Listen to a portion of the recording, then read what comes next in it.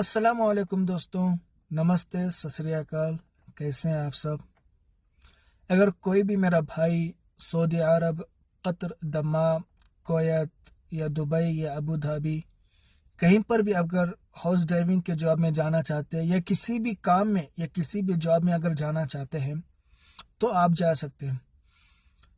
تو جو نیا بندہ رہتا ہے تو فرسٹ آف آل اس کو جو تکلیف آتی ہے وہ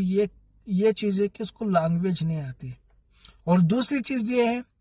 کہ یہاں کی جو گرمی ہے وہ گرمی ہم لوگ سہ نہیں پاتے، اور تیسری چیز یہ ہے کہ جو کفیل ہم لوگوں کے کہتا ہے کہ ہم کو یہ چاہیے، یہاں جانا ہے، وہ لے کر آؤ، یہ لے کر آؤ، تو ہم لوگوں کو سمجھ نہیں آتا وہ کیا کہہ رہا ہے، تو وہ ایک تکلیف ہوتی ہے۔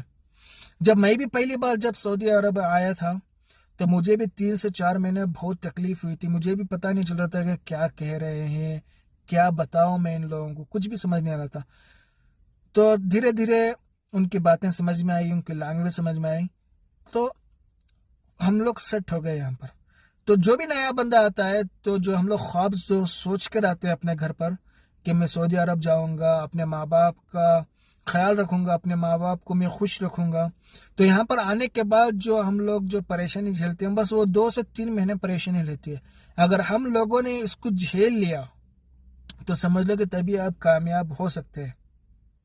اگر آپ اس تکلیف کی وجہ سے کہ ہم کو لینگویج نہیں آتی ہے، کفیل کیا کہہ رہا ہے تو وہ اگر ہم کو سمجھ نہیں آ رہا ہے، یہاں کی گرمی سمجھ نہیں آ رہی ہے،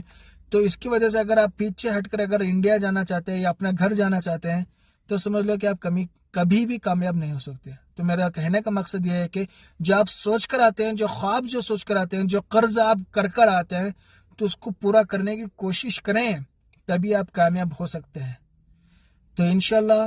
میرے اسی طرح میرے ویڈیوز کو آپ سپورٹ کرتے رہیں، اور میرے یوٹیوب چینل اظہر ولاگ کو آپ سبسکرائب کریں، اور انسٹاگرام میں بھی مجھے فالو کریں، اور فیس بک میں بھی فالو کریں۔ پھر ملتے ہیں انشاءاللہ نیکسٹ ویڈیو میں۔